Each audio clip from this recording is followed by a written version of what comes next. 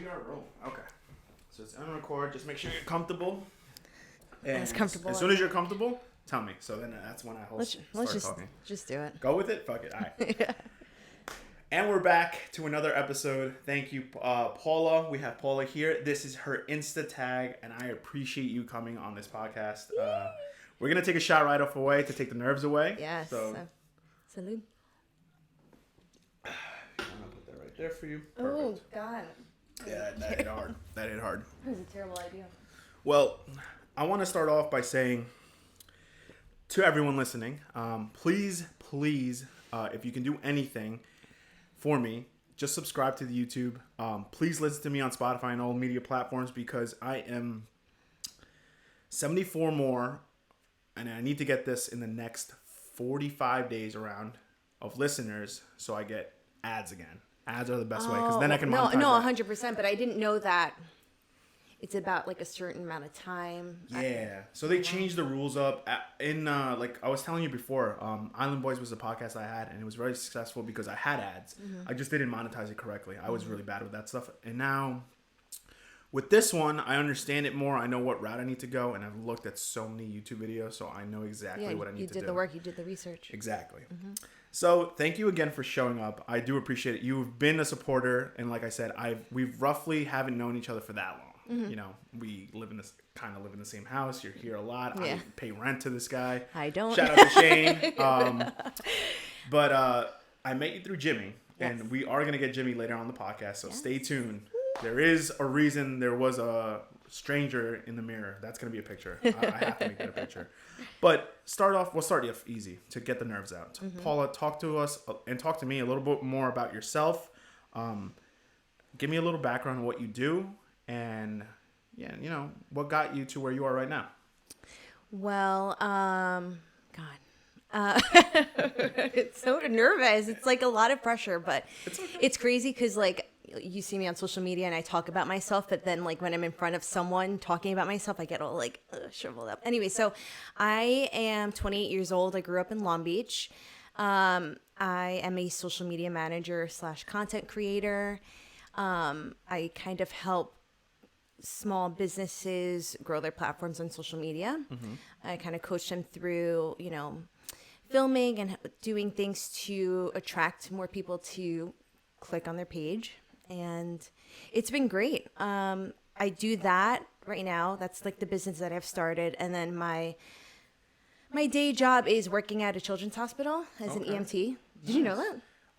I knew that you worked at a hospital. I won't lie to you. I didn't know you were an EMT. I knew your brother was an EMT. Yeah, right? So he followed in my footsteps. I'm an EMT. I've been an EMT for 7 years. I volunteered in the Long Beach Fire Department. Okay. Well, actually, let's take it back. I thought I wanted to be a teacher growing up. Okay. Yeah, I loved kids, and I still love kids. That makes sense. I work in a children's hospital. And I started going to Nassau. And then I was suffering through really bad anxiety and depression. And then I was dating someone who was like so discouraging about me being a teacher. It was the weirdest thing. Wow. Of all things, a teacher. Yeah, I was going to say. Teachers don't make money, blah, blah, blah. I'm like, dude, what the fuck? But then, because now I can say, dude, is it okay to curse? Yeah, you can absolutely curse. Explicit.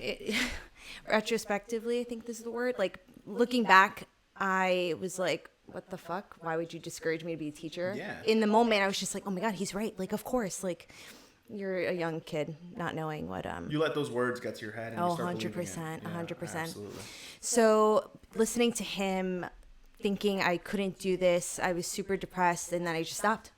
I worked at restaurants for a little bit, and someone at the restaurant was telling me that you can volunteer in the fire department. I always thought it was like an actual career that you have to go to school and for a really long time to be in the fire department. And she was like, no, you can just volunteer your time and just help out. And I did that. Then 6 months later, I started EMT school. Then 6 months later, or 8 months later, I was an EMT. And then I never really actually worked on the ambulance other than volunteering, because right after I became an EMT, I got a job at the children's hospital that I work at. I see. Yeah. basically what I do is I'm an ED tech, and hospitals hire EMTs to work in the emergency room to help alongside the doctors and nurses with like traumas, emergencies, honestly turn over rooms, clean them, do vital signs. Okay. And it's all kids under 18. So it's not just being in like an ambulance at all. Like, No, that's not just what it's about. literally, it's almost like being a medical assistant, but with a little bit more responsibility, because you're literally working in emergencies. The worst thing you can think of with a kid coming into the front doors without us knowing, like that's what we do. So I've been there 6.5 years, something like that. Gotcha. And but I've always had this like passion for social media. I don't know what it was. I don't know if it was a passion or it was an obsession. I just loved watching YouTube. I loved Facebook. I had MySpace. You remember MySpace back in the day? Oh my God, MySpace, yeah. I know. When you used to put the song on your profiles and I stuff? know. I had like Green Day. And then I would put like my best friends as like my best friend and the Jonas Brothers as my 2 top people. Yeah. And yeah, I've always had this thing. I would always just post shit on Instagram, on my Snapchat, and make people laugh. And I love that. I love that I put stuff out there and people be like, that shit's so funny. Oh my God, you had me crying. Or it was just fun. I had really like memes, or like did you get into it? Not memes, just like my stories or like little videos I did. And sometimes Vine? I had a Vine, but not like I didn't get into it. I had like 1 or 2 videos that like maybe got 100 views, and that was like, oh my God, I'm amazing, I'm great. But it was more Instagram, more Snapchat. Okay. My stories were it. I just, especially during COVID, I would, do stupid reviews about Trader Joe's foods and stuff. Okay. And I don't know. And everyone at work at the hospital would be like, you're so like theatrical. They'd call me like Miss Broadway or like a little Disney princess, and be like, why are you here? Like, you could do other stuff. I'm like, yeah, but like I feel some fulfillment here. You're saving kids' lives. Like, you're a part of something greater. So I was just battling that, but then it wasn't until I ran into a family friend, Leah Tozer, who is a real estate agent based out of Long Beach, who like is a real estate agent everywhere. She's incredible. She was like, hey, how are you? We're talking, we're catching up. And she's like, I love your TikTok. You have me crying. You are hysterical. I'm like, oh, thank you. And she's like, I need you to come work for me. I need your help. I want you to like, let's do something. And I was like, what? What are you talking about? She's like, please. Like, I was like, don't you have a social media person for Instagram? Like, why doesn't she do it? She's like, but TikTok is different. Let's get something going. And I'm like, okay. So I sat with that. And then the first person I told about this idea about potentially working with Leo was Jimmy. Okay. I was also like a little embarrassed because like in the past I've had boyfriends be a little discouraging and just not supportive. So I was like, I don't know how Jimmy's gonna take it. And it's not like I felt like I did enough work between my exes and with Jimmy where like what someone says is not going to put me down. Yeah. But because of how much respect I have for Jimmy, like his opinion does matter. So it's like a little his bit. Input's it's not gonna change your mind, but it's definitely gonna impact the way you're thinking about everything. Yeah. So when I brought it up to him, I was like, hey, so this is an idea. What do you think about it? And he said, okay. I was like, what? He's like, okay, let's do it. And it wasn't like do your own thing. Like, let's do it. How can we help? Like, how can I help you? It was like a we thing. And it was like, oh God, I love this guy, And so I met with Leah, and I've been working with her for the last 10 months about that. And it's been great, slowly growing her TikTok, helping her with some Instagram, helping with content. It's been really great. I can't say that I'm all alone in her team. Chrissy Nicole, go follow her at Chrissy, CRISSI_Nicole. She's incredible. She's kind of like the head of her social media and her brand, and it's been great watching Leah grow, but also reaping the benefits of being associated with Leah has been great too. I've gotten so many networking, so many opportunities, and it's been great. So I have her, and I have a plastic surgeon that I work with right now. Okay. And I could be doing more, but because I have a full-time job and trying to run this business, it's a lot. I can only handle 2. And I've noticed that, it's better to perfect one thing at a time. Absolutely. Instead of just like feeling really great that, I have all these clients and stuff like that. You want to make sure your product is exactly what you want it to be. Exactly. Yeah. Like I found myself slacking when I had 4 people on.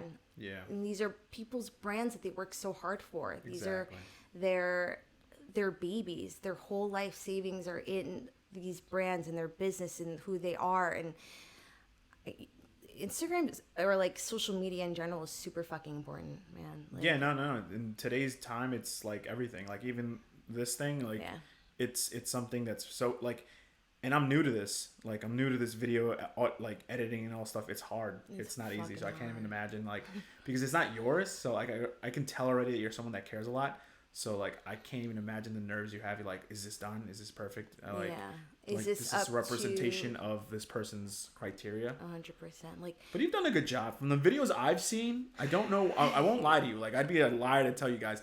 Do I know what's being said or what's being promoted? Half the time, no. But the way you do it, the creativity, like I know there's effort put into it, and you're not. And like you said, I would never say like that girl's really shy. Like if anything, like the fact that you said that this might be nerve-wracking to you. It was in a weird way. It made me feel happy. I'm like, oh, okay, that's good. Like, it's because I take this seriously. That's absolutely. So I appreciate that. It's your brand. It's your business. It's who you are and who you have on, and what they say and what they do kind of reflects on you in a bit. Like, absolutely. This is your platform, and people are like, why did you choose to have this person? And what? it's a huge deal. Absolutely. Everything that I also don't sign on to just help any business. Like I have offers for a lot of stupid shit and some good shit, but like I am someone like I won't work with a brand that I don't believe in. You know, Leah Tozer is so just she's a boss. She's a female empowerment. She's everything that I aspire to be, not in real estate, but in social media. Yeah, absolutely. And, Dr. Saeed is the plastic surgeon that I work with. He is super trusting and super honest with his patients. And he has children that he's like, I'm not trying to exploit people and their bodies. And I want people to feel like, yeah, you can enhance what you already have, but I'm not here to like completely change you and make you not, and make you, he doesn't want what he does to contribute to body dysmorphia and insecurities. And he's really careful about what he posts. When I first met with him, I'm like, why can't we just do before and afters? People want to know. People want to see that stuff of like, breast augmentations and whatever. He's like, I wouldn't want my daughter seeing that. Yeah, that's like, touche to him. I was going to say like, that's, he's putting his real values into his own business. Yeah, and it took me a while to be like, oh, wait, you know what? This makes sense because I have a 3-year-old sister. I don't want her seeing my work and being like, Paula, do I have to fix this? Yeah. Do you think I should do that? Like, I'm all about doing whatever it is that you need to do to make yourself feel better, whether it's going to the gym, getting a wax, getting your hair done. I get Botox. Like, I love it. I'm trying to freeze my face. I'm trying to stay this hot forever. Okay. Shout out to you. Yes. But, it's really important for me to work with brands that I believe in and to take it one step at a time. So. How is that, by the way? Painful? Botox? Yeah. It's a needle in your face. I mean, it's annoying. I hate needles, that's why. It's annoying. But they use a buzzy type thing where it's like it vibrates on your face so it distracts from the needle to go in. Okay, so you don't really feel anything. You'll feel like it's something entering, but you don't feel it. Yeah, it's a needle. I got you. Like I have 2 tattoos. Okay, I'm a badass. Oh, so... look at that! Honestly, I saw this one. I didn't notice this is the first time we met. Okay, I'm just kidding. To be honest with you guys, I know Paula for a little bit, but like to get to know her, like we've never really sat down. Like if anything, we've talked when we were drunk. Yeah, but also we've had some like really deep conversations. That's true. That's very true. That's very true. We've had some deep ass conversations. And sometimes I forget that, like, I can sometimes ask really, really intrusive questions because I just need to really get a whole picture of why this person thinks that they are. She does. I really do. And sometimes I wouldn't get offended by that. Yeah. And I forget, oh my God, wait, not everyone is like me. So I'm like, oh my God, I hope I've never offended you by just asking things, because for me, I have trouble understanding why people do things. So I'm like, wait, why would you do that if you could do this? Or like, I don't know. Well, it's the whole reason I have the pod. Everyone has a different point of view to everything. So like getting someone's point of view on something is very important to me, because I want to train my brain to understand that you're not gonna just have one point of view ever. And maybe not I truly believe nowadays that not everyone has the right answer to everything. You know, everyone has to take their own path. And it's very interesting that you said that. She does ask some really interesting questions, but they're good. Like me, I'm not taking it offensively. I'm taking it as, oh, okay, well, you know, I don't mind entering this field with you. If you want to hear some fucking crazy ass answers, here you go. And then sometimes she's just like, ooh, okay. Like, but it's so interesting to me, because our upbringing, our DNA, like nature versus nurture, like has so much to do with why we think the way we do. Yeah. You know? So for example, yesterday, Jimmy fucking slammed my car door. He didn't slam it. He just like closed the door harder than I would have liked. And who the fuck do you think you are, slamming my car door? He's like, I'm sorry. Like, any time when I was growing up, like he said, I slammed the car door and it wouldn't close. My dad would be like, slam it harder. Where my dad told me, you slam that fucking car door, you want to see what happens. You know, it's just so crazy how we take one thing so simple and the different perspectives that each person has on the situation. And why we do that's funny you said that. I was literally talking to Andres yesterday when we recorded that episode, that a weird thing that I have that I've learned from my parents, that I don't like shoes in the house. Like, I don't know why. It pisses me off so much. It's like a pet peeve of mine, but we just carry these things as we grow up. Like, it's just weird. Like, we turn out to be like more like our parents, because that's the people we spend so much time, you know, around, or people that we just spend time around. You know what I mean? So the slamming the door thing is pretty funny, but it makes sense. Like, I can see that. Like, my dad is someone that slams the door, but my mom hates like when he does that, and she doesn't drive, so it makes like no sense. It's just the way she is. So I understand when you come to that. But honestly, let's get to something that we didn't even get to yet, because the conversation is good. Okay. But let's get to these introductory questions. So these kind of sound like interview questions. So sorry in advance, but I kind of felt like this one was more of this. Like, I needed to ask this in the season, because I kind of want to know where you guys are at. I want to see what you're proud of. So the first question is, so far as of right now, what is your greatest accomplishment? Oh God, my greatest accomplishment. My greatest accomplishment would be how much I have saved. Good for you. Yeah. So your bank. Yeah, I could cry thinking about it. I'm really proud of myself. And it's something so like, really money, like it means it's a huge fucking deal, man. You know, Jimmy and I talk about, you know, our future plans and our goals, and at 6 months of us dating, I was like, listen, I got a fat bank. No, I didn't. Oh no, I'm saying. Oh well. Now you got a fat bank. Well, she thick. She thick in the right place and getting thicker the way she needs to. I was just like, listen, this is my goal. I want to buy a house. Good for you. I see this is at 6 months we're dating, and I'm talking to him. I'm like, at 6 months, I'm like, I have a feeling we're going to be together for a very long time. But I need to make sure that you understand I'm okay with not having a ring. I'm okay with not having a nice wedding, anything crazy. That stuff to me seems like nothing compared to what we can do with buying a place, whether it's a one-bedroom like apartment, studio, a house, whatever it is. My goal is to become a landlord one day, like Shane, you know. Yeah, shout out to them. Yeah, shout out. He's a hustler, man. Good for him. And that's always been my goal, you know. Same here, by the way. Yeah. That's a big goal of mine. Yeah. And I did not do this alone. I literally had my best friend, Paula. Shout out to Paula. You're a fucking boss, because I wouldn't be here without you. Oh, she's so good. Is this a real person? This is, no. Oh, okay, yeah, you're like you're talking third person. No. Okay, the way you made it seem, you're like, but okay, no. So there's another There Paula. is a Paula. She's actually Paula. Well, I'm Paola. Okay. I was like, I need to save, but I'm not responsible enough to keep my savings. I need you to have the password and code to my savings account on my baking. It's an online baking. I think she said okay. And I had automatic payments going in from my paycheck. at Cohen's, and then whatever checks I was getting from social media. And every other fucking Thursday when I got paid, hey, do you want to add another $200? Do you want to add another $50? And I'd back and forth fight with her. I'm like, no, I don't want to. I'm trying to spend money. I'm going out. She's like, but don't you want that house? Well, don't you have to pay for a vacation? I'm like, fuck. So it caused a lot of tension, but at the same time, like, I hit a really great goal of mine. And awesome. In just like 10 months, I was like, yeah. Good for you. I know. I'm like almost there. Like, if I wanted to do it on my own, yeah, I could probably own a studio apartment by myself, or own a one bedroom if I really wanted to. But, you know, my goal is to save enough. Jimmy's saving, and we're going to do something together. And that's one of my biggest accomplishments. Yeah. Good for you. Yeah. I'm very proud of you. That's Thank awesome. you. That's awesome. Like that's literally a goal of mine too. And I can tell you it's definitely not easy.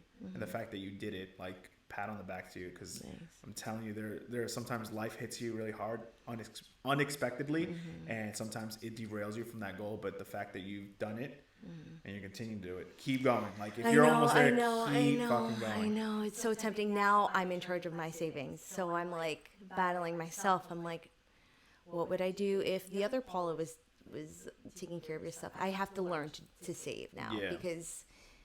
Well, you got a great boyfriend to do that and help you with, an accountant man there. I know. It's not about doing it alone. You have to see the people around you and ask for resources to help you. But I also need to learn. So this is the next chapter of learning. I was gonna say, it's not bad to ask for help. Right now, if it makes you feel better, I handle my dad's financing. I handle my niece's financing. I do my own financing, and everyone's doing better than me, because I, ironically, like, the same implications I do to them, I seem to have struggles to do it to myself. Because if I want to go out, like, I get tempted to do it, and then I'm stupid. But if they do, they listen to me for some odd reason, because they have someone back them out. Don't you have someone you trust? To be honest, it's not the trusting thing. It's just more of where I'm at financially. There's certain things that I have to get rid of. So now it's just like attacking my debt, and I'm actually doing pretty good on that. Like, I'm on a good roller coaster. Certain financial opportunities have arisen where my stress of wondering where this next bill is going to come has relaxed. Okay. Because now I'm in a good financial place, but now it's just attacking my debt. Sure. Moving on to the next question. You kind of answered it a little bit, because it bled into it. So. But where do you see yourself in the next 5 years? Like, an image, just give me an idea of where that relies. In the next 5 years, I'm going to talk about it, and I'm going to manifest it, because I really believe that your words are, Say it. I am working with more brands and bigger brands, helping them grow their social media. I am going to need help growing that business, so I'm going to have people I oversee. Even if it's just a couple, I'm going to have people I oversee to help tackle a lot of the team. I'm going to have a team. PS Media team. That's what I'm going to have. Awesome. I like that already. I am going to leave my hospital job. Okay. Yeah. Whether it's leaving completely or leaving for like a part-time gig, I need insurance. So unless Jimmy and I get married, I need insurance.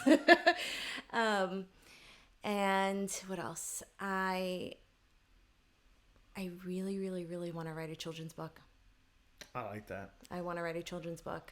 I have a couple of ideas, but if I can I'm going to do that in the next 5 years. I like that. Yeah, I'm going to do that. Do it. I'm going to hold you accountable. Yeah, I'm going to fucking do it. I'm going to be Paula, the other Paula. Yeah. Where are you? Yeah, Puka Paula. I want something tangible. Like, yeah, I have social media and stuff. It's something tangible that, like, my little sister can have, or that my kid can have in the future. Like, I want something that can physically be passed down and be like, hey, your great aunt Paula wrote a book, or your great great great great grandmother, or someone in the family did something, and that, will encourage generations to just do whatever the fuck they want, you know? Be that foundation. Yeah, and whatever it is that I write has to do with, like, my beliefs 100%, and introducing my beliefs earlier in life than us, like, finding out about, like, the LGBTQ later on in life, or, like, different blendings of families and stuff. Just whatever it is has to be a representation of what I believe. I like that. Do me a quick favor. Does that still say? Does that say stop streaming? Like that button? Start streaming. Stop recording. Okay, good. I just want to make sure it's still recording. Yeah, no, I agree with you 100%. Believe it or not, I have someone that I work with. He handles like our machines that we have at the. But by the way, I always say that I work at Home Depot, so I don't actually say that. And Okay. the my significant other, I don't mention by the way. But I met this guy there, and he basically told me, and we've been like, we chat a lot every time he comes to fix our machine and stuff. And he was just telling me one day, he's like, "Hey, man, I want you to check this out." And he sent me a link through my phone. I'm like, "Yeah, absolutely." I click on it, and it's his book on Amazon. And I was so proud of him. I ordered it. He's a lot older than me, so if anything, he's kind of like a big brother. So I was like, "Yo, man, I'm absolutely gonna read your book. 100%. I have it now. I haven't read it yet because I'm finishing another book, but." Once I'm done with that, I'm definitely going to attack his. And he has motivated me to get the idea that, fuck it, if Amazon helps you publish and all this shit, if the resources are there, why not? Yeah. So I'm actually going to think about starting a book too. So I definitely encourage you to do it. Yeah. Because I'm going to start soon. I have a couple friends that have done it. Shout out to Andrea. She's done it too. Oh, really? She wrote a poetry book, I believe. Can you send me the link? Yeah, absolutely. Yeah, I can actually give you the book too. No, I'm trying to buy it. No, I have one for free. She gave Cuisine Kings. We never give it away. So no, I'm trying to buy it. We did buy it. No, I'm going to buy another one. Okay. And I support it. Do you give it to I got you. a giveaway? I got you. These things, these simple things, every like, every comment, every share, every purchase, everything, every download on the stream, it means something. That's why I like, there was a post about supporting, your local businesses or your friends' businesses and not asking for a discount. Yeah, like it's great. Oh, I know the owner, whatever. But dude, it's coming out of someone's pocket, and I'm starting a business, and you're trying to get free handoff. Like, yeah, I can help where I can, but at the same time, it would mean a lot for me. I would love to pay 100% of what you're doing, other than like the bigger businesses out there. I would love to get a discount because they can afford it. You can't afford it. I can't afford it. Yeah. So when I hear small businesses, I'm like, okay, I want it. And you're like, oh no, I have it free. No, I want another link, another buy, another share, another, yeah. I feel you. I got you. Absolutely. 100% agree with you there. So I was just trying to help out. No, thank you. I appreciate it. I just told you I have mad money in the bank. She thick. I could do it. Okay. But we're also trying to make sure that thing stays thicker. Thicker. Yeah. We want that thing to be thick. So you mentioned a little bit in the beginning about like, how your social media thing got started. Was it something that, I know you said Jimmy kind of like helped you, motivated you in a little way to keep going, but was it a struggle in the beginning? I mean, like, did you feel like you were up to par? Like, how was all that in the very beginning? Imposter syndrome is real. Just, it's so fucking real. The first 3 months at least, I lost sleep. I was having like mini panic attacks. I was feeling like the room was just shrinking in on me. Not feeling like I had what's the word? Like, why was I here? Why am I here? Do they understand that I know nothing? Like, I'm just trying to figure it out. And why are you putting your business in my hands? That was it. That was all that was consuming me. I would go to bed super fucking late, like 3 o'clock in the morning, wake up at 6 a.m. just because I couldn't sleep. I was stressing out. And it was scary, how much it took a toll on me physically and mentally. But it's because of how much I cared, because I wanted this to work. I wanted to be my best for them and do the best I can for these businesses. And even if it was like a 5-minute like TikTok or they're lip syncing, even that was stressing me out. Making sure I had the right caption, the right, Yeah, I was gonna say that all matters, right? Like, what more? Like, people just think when you're doing social media, it just matters about the video, but like the description to the video, right? What you're tagging, like who you're tagging, like where what time you're posting it, like that all matters. Yeah, and the videos that I did for my Instagram, like some of the ones that went viral were things I just kind of threw out there. The ones that didn't matter, the ones that I kind of just was like, hey, no hashtags, whatever. Over 100,000 views on them, like some crazy shit. But I can't just always keep throwing things against the wall and seeing if they stick for brands. Yeah. Some I could do, and it's just, it's scary. But, I've got my mojo, I've got a thing going, and I'm understanding better what it is the brand needs, and just trying to learn and grow every single day. I got you. Yeah, no, it's definitely tough. I mean, like I said, all that matters. Like I was gonna say, you were in charge of a TikTok just in the beginning. Are you in charge of more or just? I'm in charge of one brand's TikTok, and then I'm in charge of one brand's Instagram right now. Okay. So that's it for right now. And sometimes whatever I'll do on TikTok will bleed into their Instagram or like reusing of. Any recommendations? Like, are you someone that posts every other day, every day, once a week? Honestly, the more you can post, the better. Gotcha. 100%. But sometimes you can't do that. Mm-hmm. But being consistent, that's all you need. Yeah. Even if it is once a week, but making sure that's always. It's always it. It doesn't have to be the same day, but doing once a week, because your followers are gonna forget about you. If your face or your icon is not at the top of your story, like of people's stories, they're gonna forget about you. Yeah, absolutely. Yeah, especially how many people are getting followed nowadays. Like you have 400, 300 people you're following. Yeah, that makes complete sense. It makes complete sense. Engaging with other brands, click on other people's podcasts. Go comment on them. Even if you're like, well, will it take people? Like, hold on. I've said that. Like I've said, hey, make sure you engage with other similar brands. But is that me just encouraging them more business and not me? No, people are gonna find out that you exist when your name pops up in the comments. Yeah, absolutely. Like and share their stuff. I've met a lot of social media managers through just doing that because we're all just trying to help each other out. Touche. I see that all the time with Cuisine Kings, like the foodie group. That thing is like completely like they don't. No one knows each other, but they all share their shit. Yeah, which is nice. It's nice to see. Yeah, there's this girl in like Las Vegas right now that like I talk to, and we share each other's stuff. We like each other's stuff. I have no idea who she is. No, but we're just helping each other out. Women supporting women. That's what's up. Mm-hmm. How are you branding yourself to be like a social media manager? Like I know you said you put some videos to get viral, but is there a specific thing that you're doing to show that you're doing social media, or is it just like you publicize yourself how you want? I'm just kind of. It's a little bit of me as a person, me as Paula, and some of me as a social media manager. Sometimes I will post things that will, like I'll do collaborations, and attract people that way and show people what it is that I'm doing with other brands. Gotcha. And who made that video. So if they'll see something on Leah's TikTok and they like the video, oh, it's not only just Leah, it's Leah and Paula. Let me go check on Paula's stuff, right? But then also I kind of want to explore myself and like sort of kind of become an influencer in a way. I want to. I think that I used to follow a lot of influencers who are super, I don't like to use the word fake, but it feels fake. It feels phony. It doesn't feel real to me. Yeah, they're doing it for the paid partnership at that point. Like they're acting. Yeah. Yeah, no, I don't like things like that. I hate it. I like natural. I like all like, if you really do believe in the product, I feel like in the video you can make it seem legit. Yeah.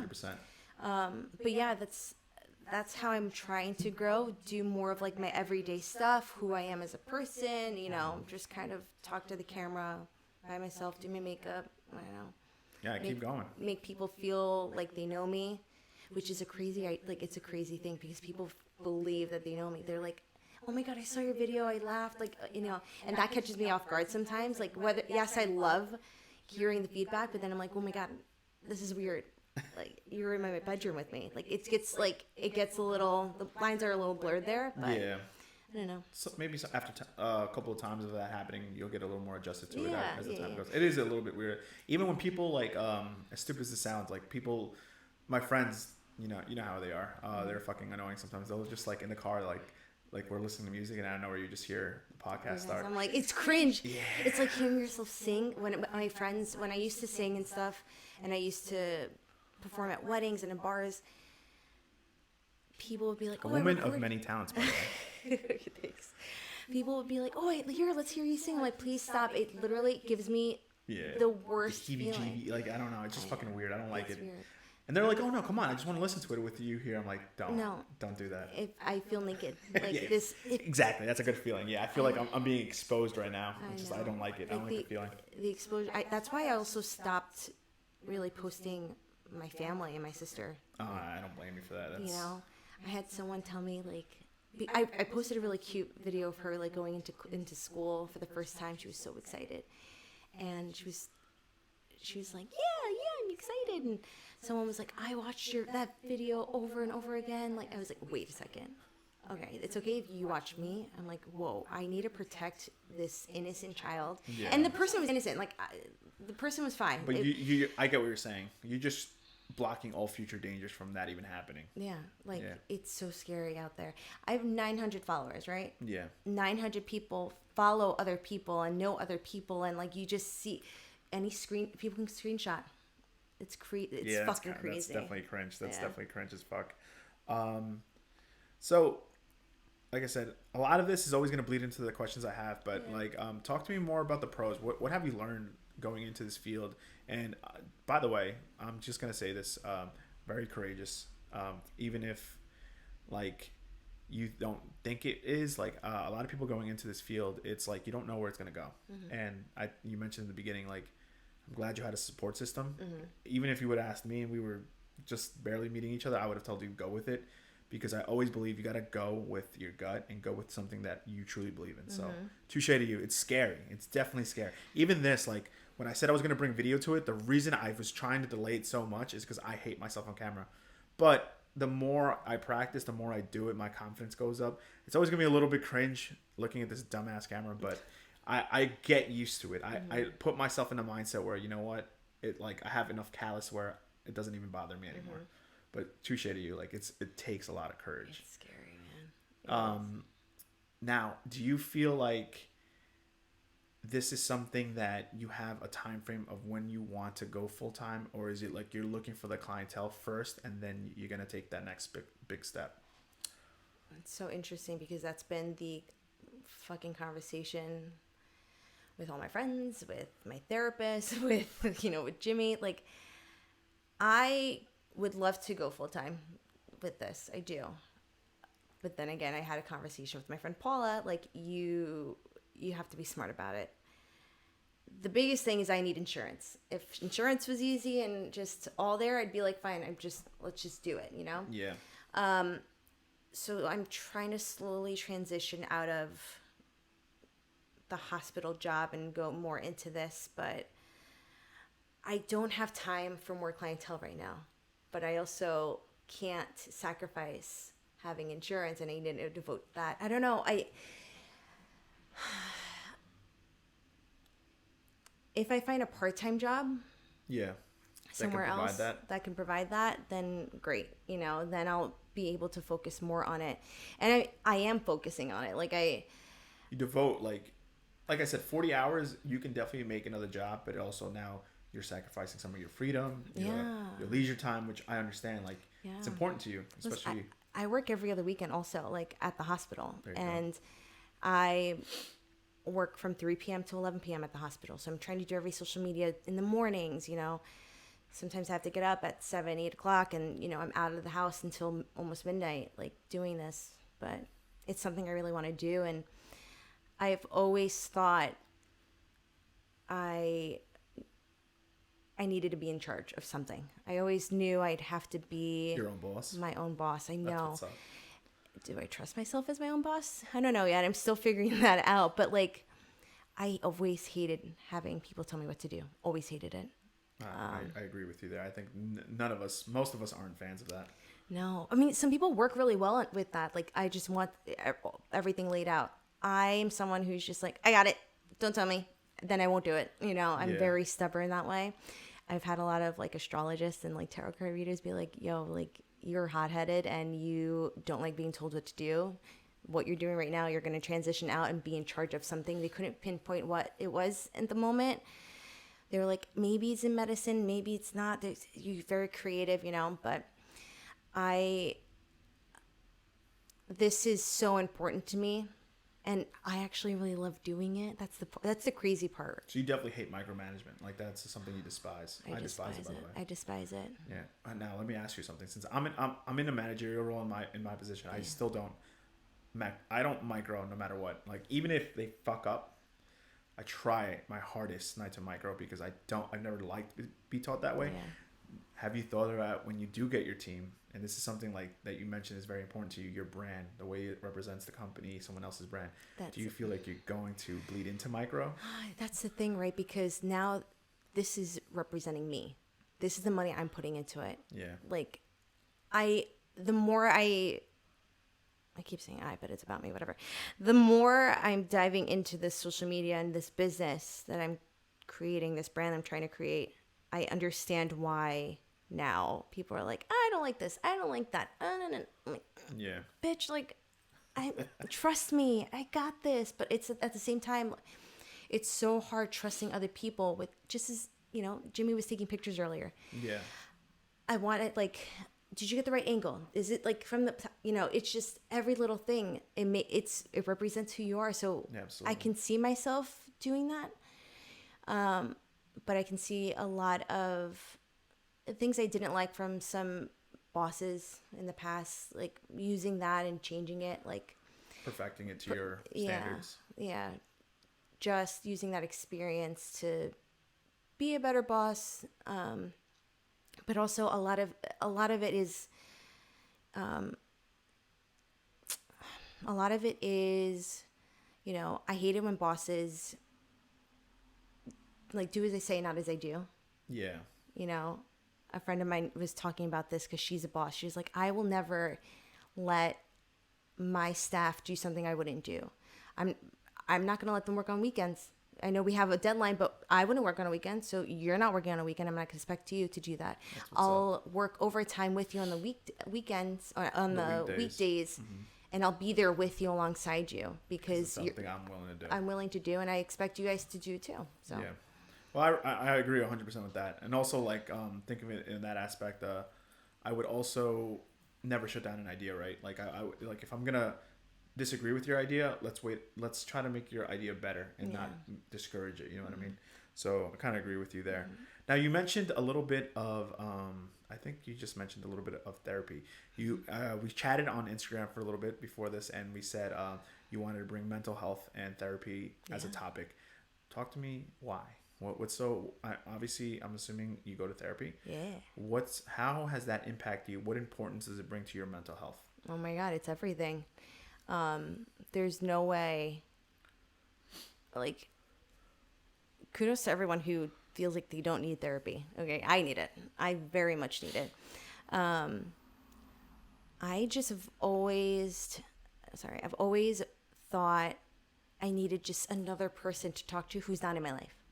Who doesn't know the characters in my life, doesn't know the whole story, or like a stranger, a complete stranger. Yeah, no. That I'm paying for to give me sound advice or to work on the reasons why I think the way that I do. I grew up in not the best home. I had a lot of trauma growing up, a lot of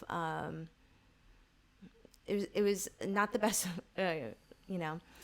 But I didn't realize how much that affected me in my everyday to day and physically too. Like growing up, I had the worst stomach aches and migraines. I was suffering TMI. I was suffering from IBS, and so much so that I started having not the IBS, but just the overall pain of my anxiety and depression was affecting my joints and my body. Like I thought something was wrong with me. Yeah. And I went to a rheumatologist, did $1 million workup, and everything came back fine. They were like, you know what? We think it might be fibromyalgia. And fibromyalgia is basically a diagnosis that there's something wrong with you. You can't pinpoint it. It's not going to show up in blood work, but like they're real. So let's just fix the pain, I guess. What is it like? Are they are they like leading to like a more of a mental thing, or is it? Well, one of the symptoms is like mental health. Like, oh, you're suffering from anxiety and depression. It's basically just like pain. We can explain it. Whatever. Okay. And it wasn't until I started going to therapy that I started feeling like, oh my God, my joints don't hurt as bad. My feet don't hurt. My bowel movements are normal again, A lot of stress that was going away in these therapy sessions. It was insane. It's insane how much the mind and your heart absolutely control everything. Touché. I had to dig deep into my past because There's some things you were just like oh my gosh, yeah, or like keeping in the closet. To I yourself. I would react to the craziest things, you know, just for example, this is kind of part of PTSD also, that like how fast someone walks up the stairs, you know, like hairs in the back of my neck, you know. That put hairs behind my, because I know exactly what you mean in a weird way. Because yeah, like you don't know what parent is coming in. Is it the nice parent, the mad parent? Did I fuck up? Like that's how it was for me. Like that at the sound of the stairs is if you're getting ass beating, you know, right? And it was always my mom, but it was always my mom too. Yeah. Moms are tough, man. Latin moms are different, man. Listen, I don't know how we have a point of view on this, but it's weird. I mean, at the end of the day, I definitely think that I definitely needed therapy at some point. Maybe I still do. But this is kind of like my therapy. I find therapy in therapeutic in talking to people, talking to strangers that I can confirm with. When I'm drunk. Look at our conversations that we've had, bro. Like I can just relate to anybody. Like I can. It's like a conversation. I can talk forever. Meeting Shane's friend Dave for the first time, we had one of the most, if not my top 3 conversations I've ever had in my life. And we were just gone though. Like, you know what I mean? But it was a beautiful conversation in the moment. And he was a stranger to me because I was getting to know him the first time, and we just exchanged thoughts. No one was like discouraging another thought. It was just like, you flow, I flow, you flow, I flow. And it was beautiful.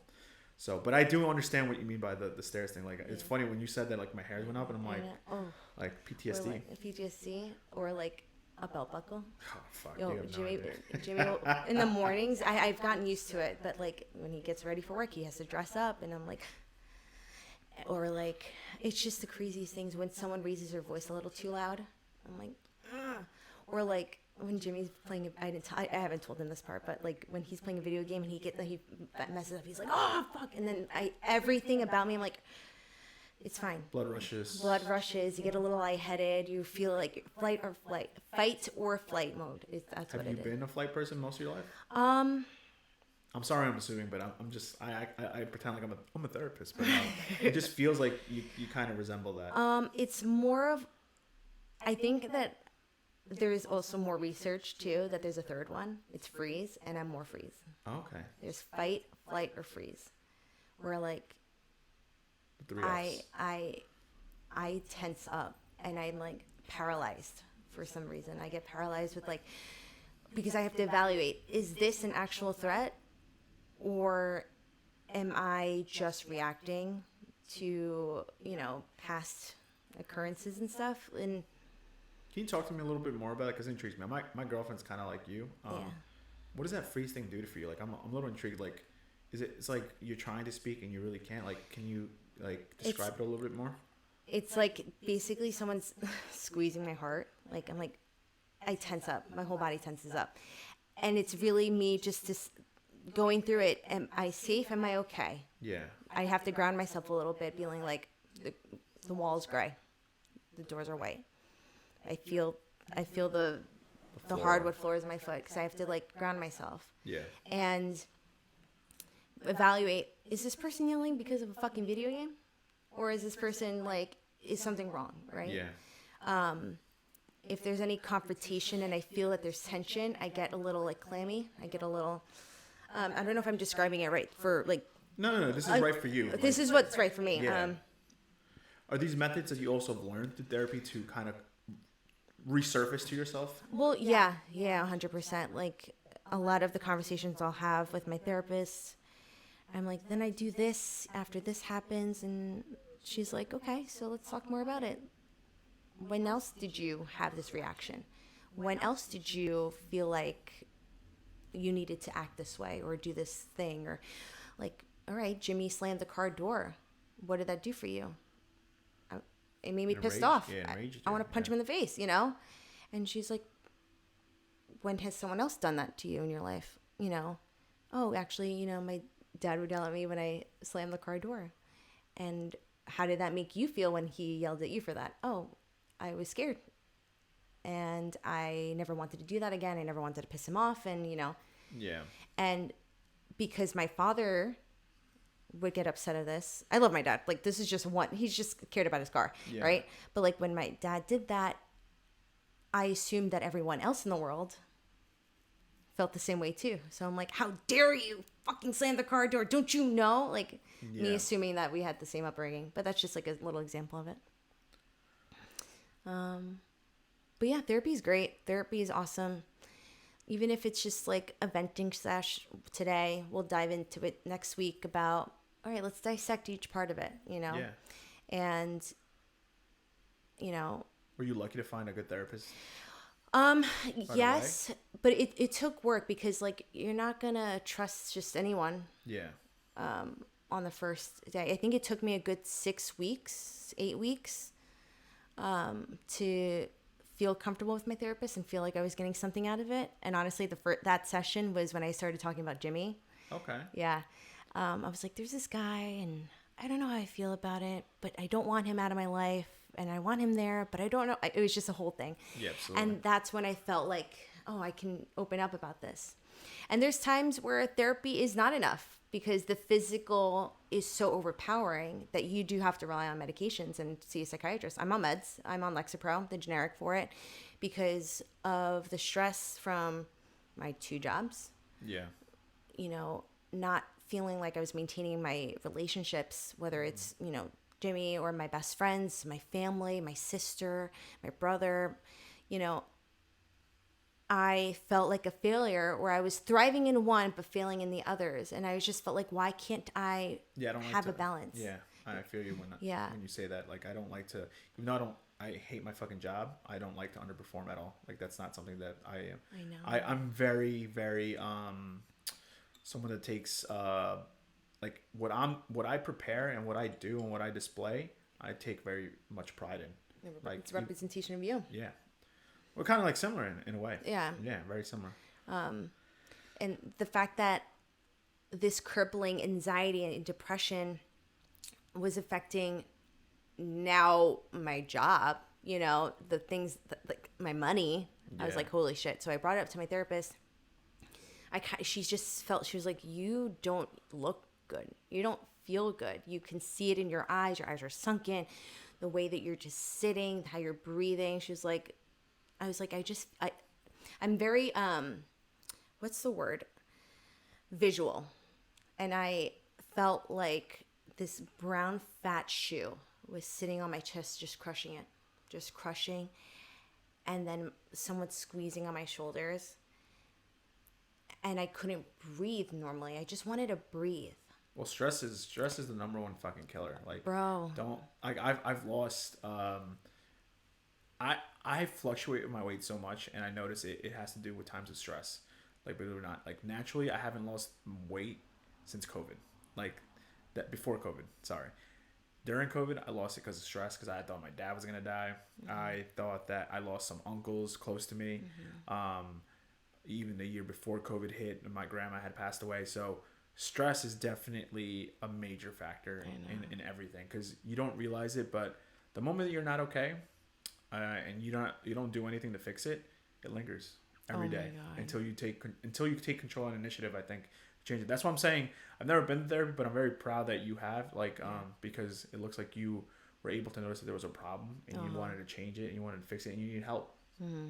So when did you actually start though? Like when was this? Like so you're 28 now, right? You said. So I'm 28 now. I went around. I think I was 21. I was seeing a therapist. Okay. And then she stopped taking insurance and she was very expensive. And then I stopped. That was for like maybe a good 9 months I was seeing her. Okay. And then I took a break. And it wasn't until 2021 that I was like, okay, I need to. But I just wasn't, I couldn't do it. Like, you can't lead a cow or like horse to water, right? And make it, you can lead a horse to water, but you can't make it drink, right? Correct. Like, I was struggling with it because I was like, you know what? Oh, fuck. Like, it's like dating. 100% it's like dating. You have to do the basics. So where are you from?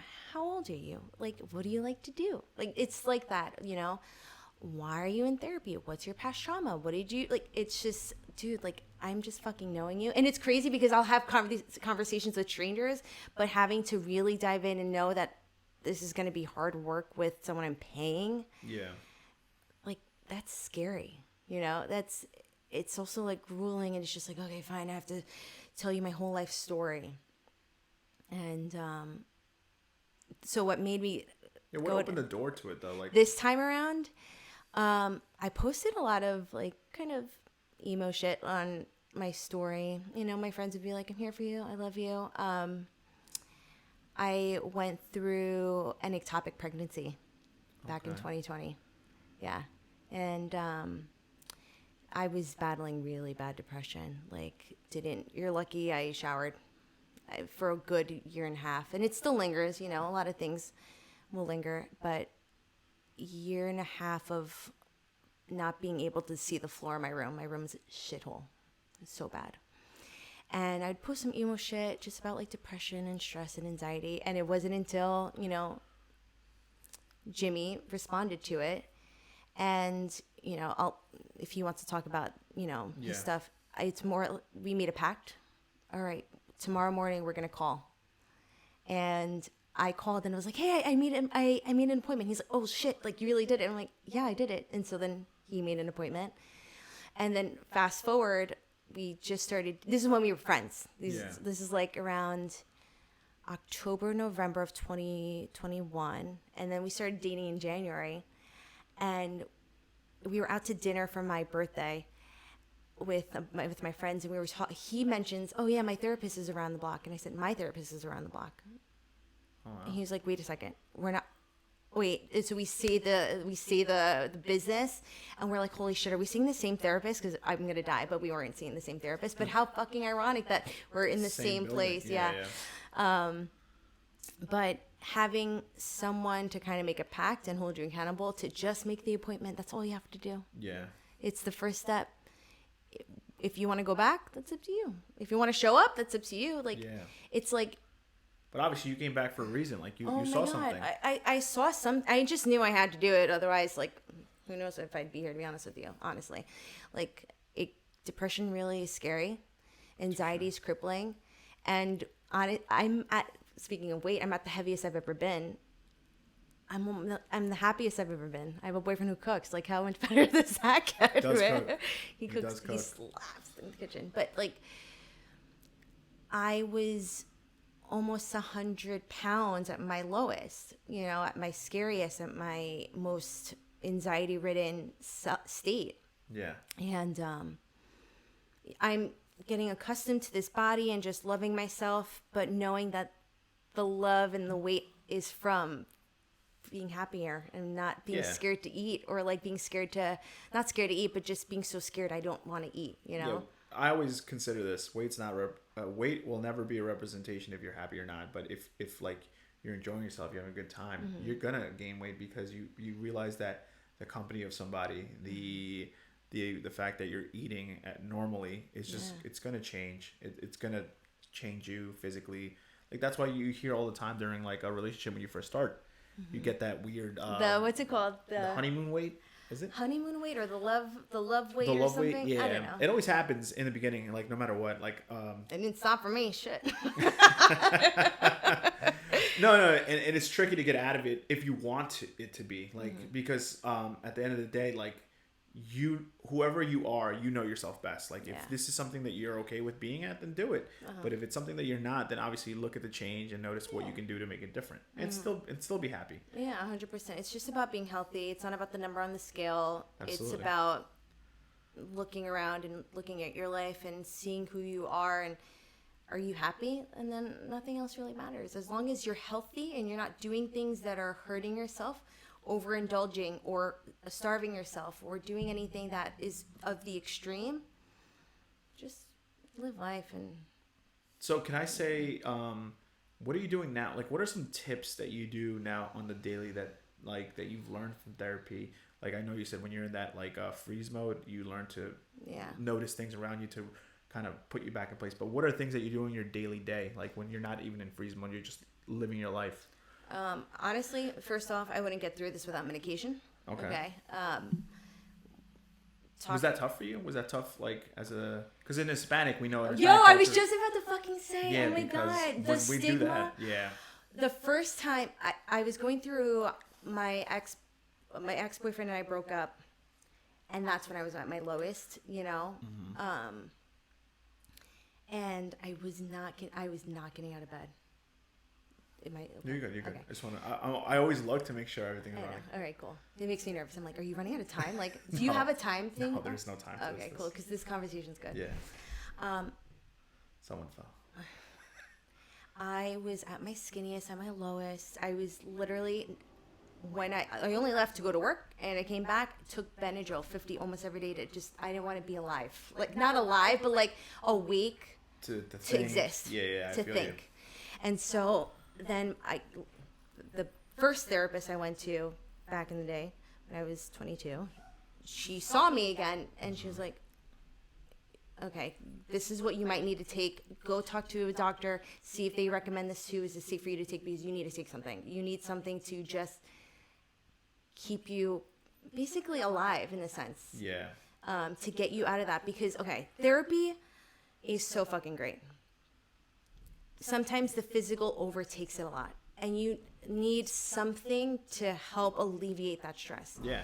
It'll do maybe 10% of that so you can go and do the therapy and take and get something out of therapy. But without it, I wouldn't be able to get out of bed to go to therapy, you know? But you have to put in the work in therapy and outside of it. So what I do outside of it, my therapist recommended mindful meditation. I have to do that more because it really is I like so meditation. fucking... I don't do it often, but it's very relaxing. Yeah, it's so relaxing. But for me, again, I'm a very visual person. Mm-hmm. I've had really like deep conversations with myself. That's good. It's always good to talk to yourself. But like, I'm doing the meditation. I'm not talking, but just like a visual. Like, there was one time I remember being sitting down with my younger self, and just being like, it's okay. You're gonna make it. What you're going through is gonna make you who you are today. Oh my God, I'm gonna shut up. And I know it's tough, but you're gonna get through it. You know, just like kind of reassuring myself in that meditation. It was just that.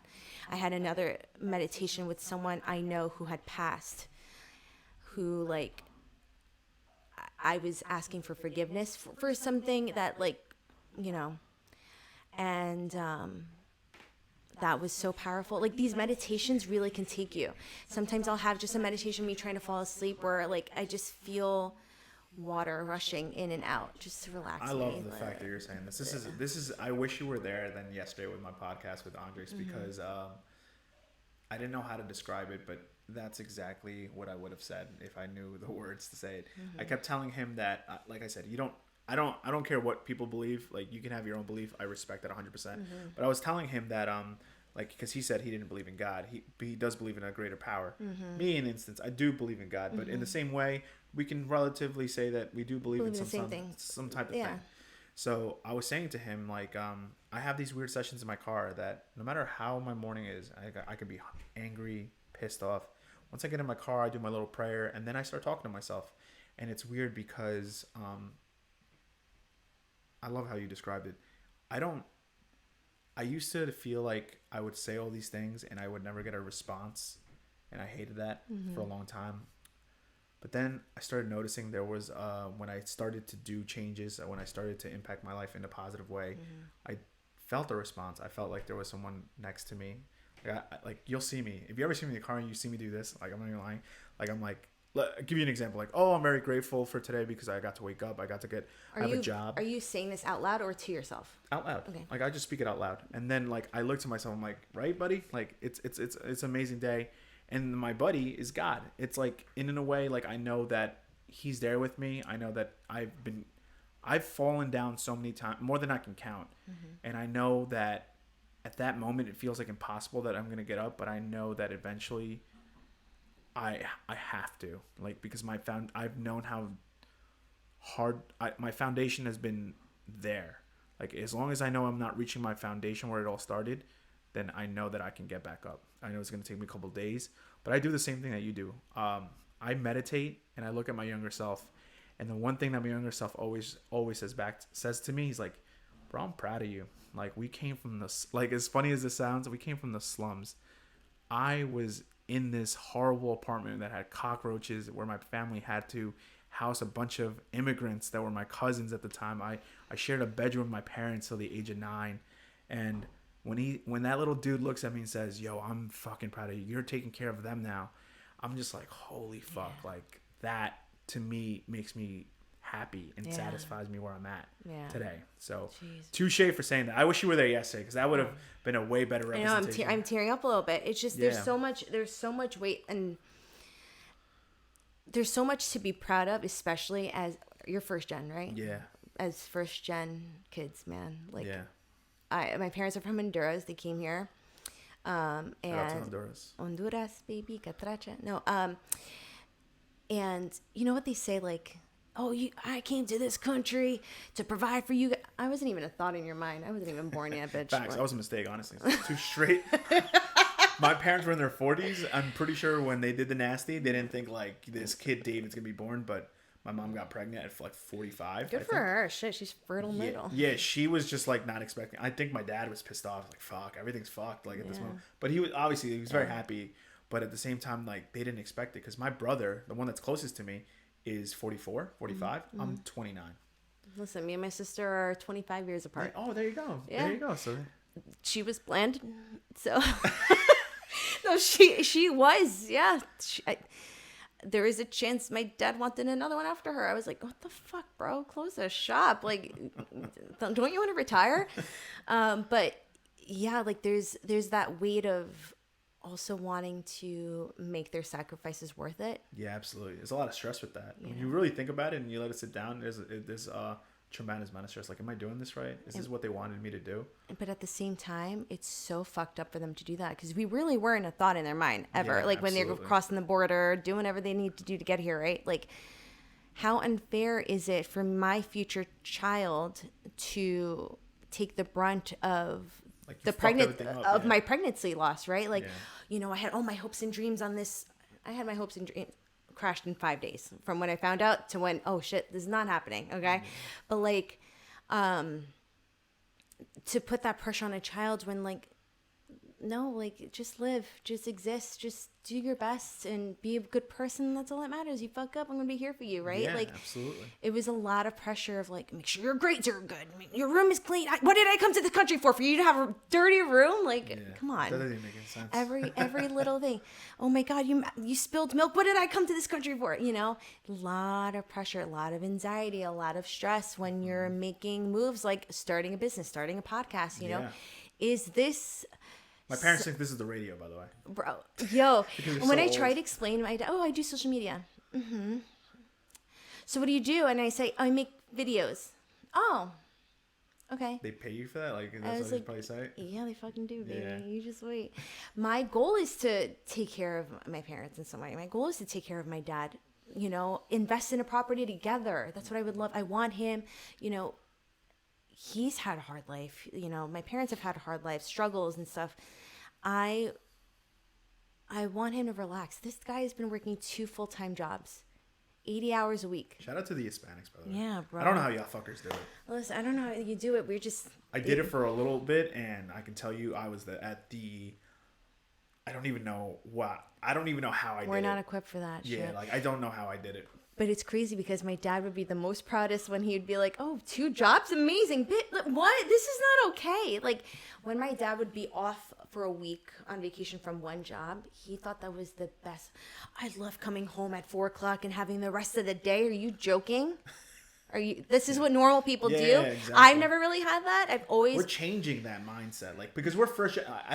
They will never know the perks to being first gen, and we'll never know, we'll never understand what they considered perks. Like, to me, that I agree with you. My dad used to have 1 week of vacation. He thought he was on top of the world. Oh my God. It's like, next step, CEO.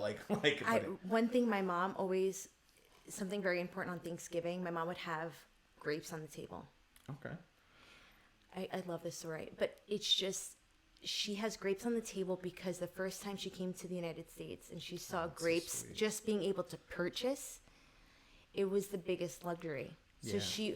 I don't know if I have to ask her. I really want to ask her this again. So sorry, Mom, for butchering this. I don't know if you're watching this, but it was either that she's never seen green grapes before or purple grapes before, or that grapes were just accessible like that. Yeah. And she's like, every Thanksgiving we have this because I'm thankful for what I did to get to grapes, basically, or Yeah. having a table to put these grapes on now. And it's Have you had that conversation with your parents of, I guess like my parents are probably, let me be relatable. My parents are really old.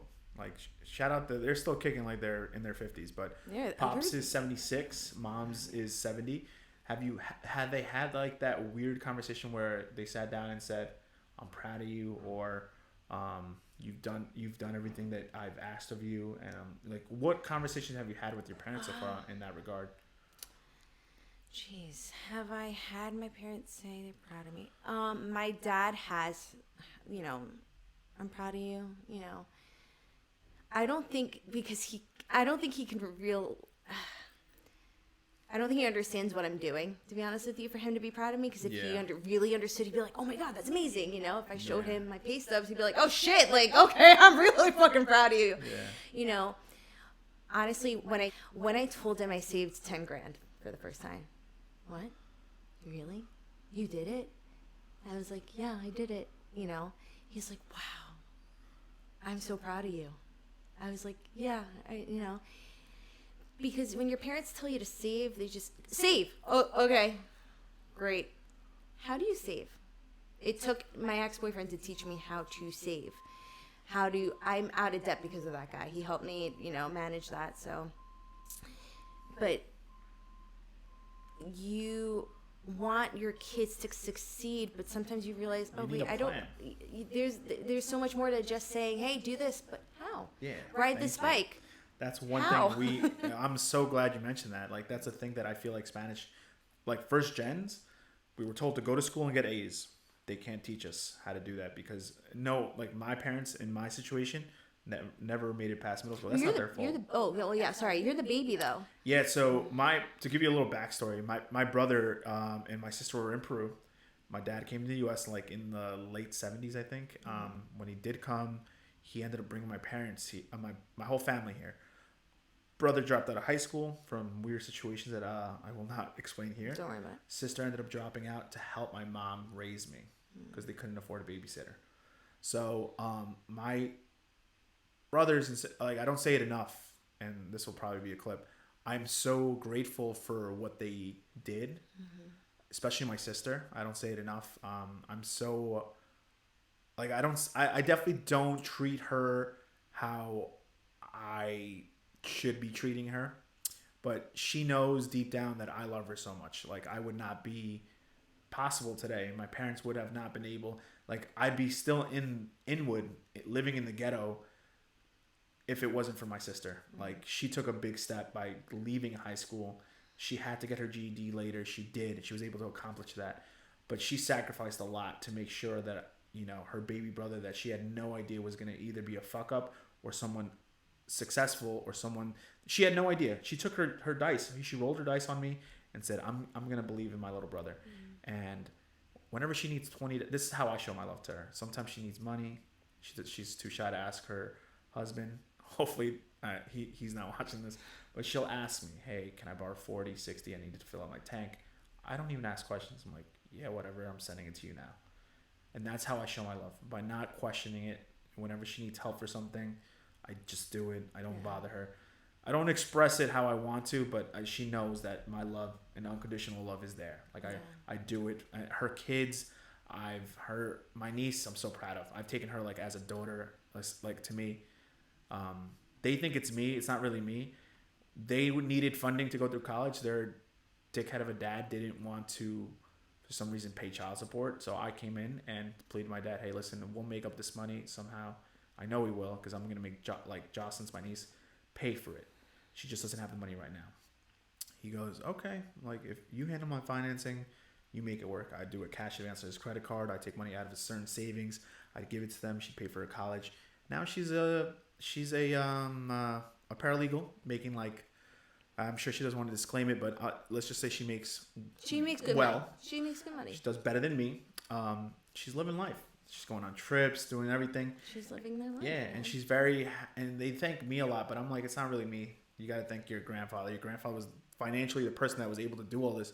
But they always thank me because I rolled my dice on them, just like my sister rolled her dice on me, because it's fair and it's family at the end of the day. Like if you know your family, if that family you know and trust and love for, I don't truly just believe in love. I believe that you have to have some trust there. You have to have some vision. And my niece always described it. I'm gonna get this shit done. She's like, thanks to you and thanks to everyone. Like I'm gonna get my shit done. Like if you guys are rolling your dice on me, I'm gonna get it done. And she did. She paid back all the debt easy in like probably like less than a year. So she hustled, worked, went to school, got straight A's. The other one's graduating this month. I rolled my dice on her. I did a cash advance on my own credit card, gave it to her. And I hope you see this motherfucker. I call her that because I can, because I love her. But she was getting annoyed at me because I kept asking her, like, hey, I don't think that you can handle these payments anymore. So I'm telling you, she's going through something where she's getting some kind of money. So I told her, give me that money now so you can just be free of debt. And trust me, I can stop annoying you and you won't have the back of the mindset that you have to worry about paying me back. And now did it, listened to me, and now she's graduating. She could breathe. Yeah. They both got their masters. So they did one up more than me. Like, I felt like there was no plan for me. Like, there's no platform for me to do it. So getting my bachelor was something I was very proud of. And for me to see my two nieces getting their masters, I'm like extremely like happy. Like it brings a warmth to my heart. I can die tomorrow knowing that I did everything for those two girls. And now their sisters are coming up and hopefully they learn from me. Yeah. They pay forward that like you just need someone to believe in you. You just need someone to say, you can do this. Yeah. It's okay. Exactly. I'm going to support you. And I know that by saying that, I am accepting that there's going to be fuck ups and bumps on the road. It's just that I believe in you. Exactly. That's what it is. The reason I asked about the parent thing is because how old are they, if you don't mind me asking? My dad is 57. My mom's young. 56. They're younger parents. I think. I don't remember. Yeah, they're younger. Yeah, sorry. Well, shout out to him for a kid. That means he had it in his late 40s or early 50s, right? 3 years ago, so 53. Yo, you still kicking, boy. Shut the fuck up. Yo, it's every time I'll be like, because I work at the children's hospital, I'm like, hey, oh my God, my sister loves that show. And they're looking, what? Yeah, I have a 3-year-old sister. What? Is it your mom's? No, my dad's. They're divorced or whatever. But yeah, it's weird. It's crazy. But literally, I was so, okay, Natalie, please, I'm so sorry. I was not the happiest when I found out about it. And then I was not the happiest when I found out she was a girl. I was like, oh, she's coming for my crown. I'm daddy's little girl, 100% through and through. I was the reigning favorite. Sorry, San. I'm sorry, but I was, and my brother will say too, I was the favorite. And I was like, shit, like, because I love my dad. I love my dad so much. I live with him and my stepmom, my stepsister. This your go-to? Let's see, your buddy? Huh? Like your go-to, your buddy? Like not as much. I'm not saying that your mom isn't, but I'm just saying. No. We always have a parent that we. My dad is it. We'll shoot the shit. Well, before Natalie, we shoot the shit on our way to work because he works 2 full-time jobs. And when I'm going to my job, he's going to his second job. So we'll be on the phone. Oh, how was your day? Good. We'll talk shit about like our family. We'll talk shit about drama about like things going on online or like drama at our jobs. He's a gossiper. He loves reality TV. I am my father's daughter. And so when I found out she was a girl, I was like, okay. When she was born, I was like, okay. I was just waiting for it to just hit me that I wasn't going to be daddy's little girl. But you'll always be. But keep going. Yeah. And Natalie's literally the greatest thing that's ever happened to me. Yeah, she's really the greatest thing. She, oh God. I was in full like PPE gown when I met her. I was because she was born at the women's hospital attached to the children's hospital that I work at. And I was able to sneak in and meet her. And I didn't cry like I thought I would. I don't know. I think I was just like kind of like settling with the idea that, you know, she's real, she exists, that now our families, like my stepmom and my stepsister, are like really family. Like, yes, of course, I've been with them for so long, but this baby is like really solidifying this family. Like, there's no going back. And watching her grow, just watching her exist. She was born in May, and then I had my ectopic pregnancy in June.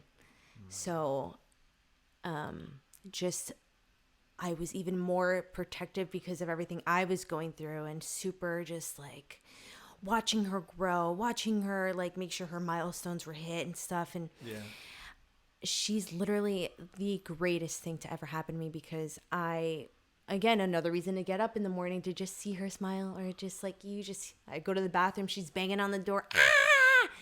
Can I pee in peace? Excuse you. And she just wants to sit there with you and just watch you pee. Like, ooh, what you doing? Ooh, stinky. Like, she's just like in your face, and her giggle and her laugh and just her fascination with the world. Watching a child like see grass for the first time, like, it's fucking gnarly. No, I know what you mean. Watching her just get excited with bath time every single time. It's stupid shit, but it's little things that matter. She's like my little best friend. I'll have conversations with her. She doesn't know what the fuck I'm talking about. I don't understand her. She's a speech delay, but she's great. Sorry, you were going to talk to me about my parents, but yeah, my parents are 50-something. It's beautiful. I can relate, not to sisters, but I can relate to my nieces. Like, there is a comfort level there where I can understand what you're saying, because when they're born, the more and more I've had them, it's fucked up. I'm sorry. The more and more that they've been had, it's more and more less impactful. Like, at the first, like, but like, it's definitely not that, like, when they're growing up, because I've seen so many of them be from little girls to young ladies to women. It's just incredible. I can't believe, and I have so many yet to wait for. Like, the most baby one right now is I think she's 7 or 6. I can't even keep track. There's too many. I have like 10. Jesus Christ. So, but I your know the bank. beautiful. No wonder you're struggling. Listen, yeah, Christmas time, birthdays. Oh, no, I skip all that shit. I veto it. I'm like, I can't. No. I'll take you guys there's 12 months in the year. Certain weeks, I'll take a couple of these, take them to Dave & Buster's. Do you know what you can do? Rent out a movie theater. I rent out. Yeah, I gotta do that. That you think, oh my god, like $200 to $300 maybe, not even including the snacks and stuff. Like, for that many people, just do it. That's it for the year. Don't ask me for anything. Let's all have a family time, get together, and like make their parents pay for the snacks. Yeah. Oh, 100%. Bring your own shit. Yeah. Something like that. Like, I don't know. I would do that. That'd be fun. If I had that big of a family, sure. Did you want to mention anything before we bring your boyfriend in? Because I think we've killed it on the 1-in-1. Do you have any other questions? Regarding, I could do it quicker. I know we go into elaborate stuff. No. It doesn't have to be quick. A lot of these are. I know you were mentioning something. I think you were going to ask me something about my parents, and I cut you off and talked about my sister. But... No. It was more about, like, the fact that you said to me your parents are young. I feel like my parents are going into that, like, understanding phase that their time left in this world isn't plenty. They know that they surpassed a lot of my uncles, but they see death almost every week. Uncles are dying, cousins are dying.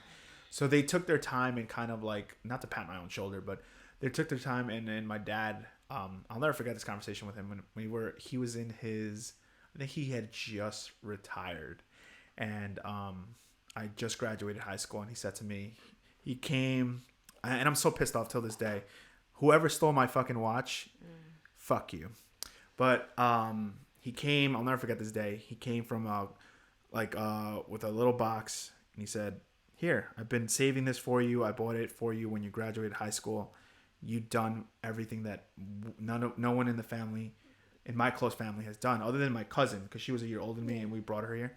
But you're my first son to graduate high school in the U.S. He gave me a nice Citizens Echo watch. It was nice and gold. Someone ended up stealing it, but so there's no sentimental value on the object. But I remember the talk. The talk was the best thing ever. He said to me, "Now your next step for me to be completely happy is I just need you to work in an office that has AC. I never want to see you do labor work. I never want to see you driving a bus like me. I never want to see you take commands from someone and have to indulge in just to, like, he dealt with a lot of racism. And I think my dad understands that. He never really cared too much for it, but he just never wanted that for me. Yeah. Even though little did he know, I experienced racism my whole life. Yeah. But he just, in his bubble, he felt like if he was with me, I never experienced it. So he said, I just want you to work in an office. And when I finally got my managerial thing, he hugged me and said, dude, you did it. You did it. Like, I can die tomorrow, and I know that you're working in AC. You'll never be hot. You'll never have to be like me. And I'm just like, Dad, I want to be like you. And I told him that. I'm like, Dad. And I had to have a weird conversation. He never did this in front of my mom because I know he doesn't want my mom to ever know this. But his biggest disappointment, he says, is losing the house because we had to do a short sale on it. But I said to him, Dad, you gave me the best 15 years of my life in that house. And I couldn't ask for anything better. Yeah. And he started like, I never seen that man cry, but he teared and he said, I can die in peace knowing that. And I'm like, fuck, like that shit hit. I'm just like, but I'm so proud of him. I wish to be like him. And he doesn't know that. Like, I don't give a fuck that he was a bus driver. He worked 2 to 3 jobs just like your dad. Yeah. And the fact that he did that, he got fired because he fell asleep because he was overwhelming himself. Oh my God, yeah. And I always tell him, like, bro, you did everything in your power to give me the best experience I can ever imagine. Now that I'm reciprocating it, I'm like, I will never, even if I'm taking care of you now, don't ever think that I'm ever satisfied with the debt that he's done for me. So the reason I'm asking is because, like, they're gonna get to an age where they're gonna start talking to you more like a, I feel like the only reason they see me as an adult is because my parents are so much older. I feel like, you know what I mean? Like, if I feel like my parents were still in their 50s and working, they'd be like, yeah, go do your own shit. Like, fuck out of here. Like, you're not an adult yet. But the only reason they see it and impact it is because due to their age, they've been forced to rely and pull back. Like, he's not working. If it was up to him, he'd work. He can't. He physically can't anymore. And when he had that conversation with me, I needed it. And it helped a lot. It made me realize, like, I'm doing this for a greater good. So I was happy where I'm at. Do you think that you were longing for that conversation, or that was a conversation you didn't know you needed? Conversation I definitely didn't know I needed. Mm-hmm. Remember when you mentioned, like, oh, like, it's not fair at all, that stress? Mm-hmm. That flew off the window when he said that to me. Mm-hmm. I was just like, okay, I think I did need that stress. I did it, you know? Yeah. It's crazy. You know, I teared up because, you know, my dad was throwing newspapers, cleaning houses, and like all this stuff, you know. And the idea that for him the American dream was having an office job and having air conditioning, that's crazy. But also it makes so much sense. People watching who might not the grape story, like people watching and be like, yo, like, you can get an AC job anywhere, like work at McDonald's. But like at the same time, nothing wrong with McDonald's, but like it says so much. It's just, that's all that they wanted, you know. And if like they couldn't do it themselves, as long as their like offspring could do it, that's all they needed. That's crazy. It's so much pressure, but it's like, I'll do anything to make sure that my parents are taken care of. You know, that's my goal. I can't take care of other people without myself. I know that we're in different situations and stuff like that, you know. Like, my dad has helped me financially too, you know. Same to that man. Bro. That man has helped me too. Yeah. So I literally am, I'm planning on ways I can repay the favor, and for him not to die with nothing under his name. You know, I want him to build equity, to build money, to do something and have different sources of income where it's not just him working 2 jobs. Yeah. And I want my sister Natalie to have a better childhood than I did, in that sense where she'll see her dad more. Yeah. You know, and he is a 50-something-year-old man. I had my dad was in his mid-20s, late 20s when I was born. Yeah. Natalie will not have the length of time that I did. But making use of that time is so much more important. So what I can do, or whatever I can do to help give him that time, it's gonna be the greatest gift. Yeah. Yeah, that's all I can do. Time isn't bought, but managing and how to get the most out of it, that's definitely the most important thing. Yeah. Anyways. Shout out to Latino parents. I know, man. Hustlers stealing people's jobs here in America. I love it. America. Yeah. So, what do you think? You think it's time to bring in the boo?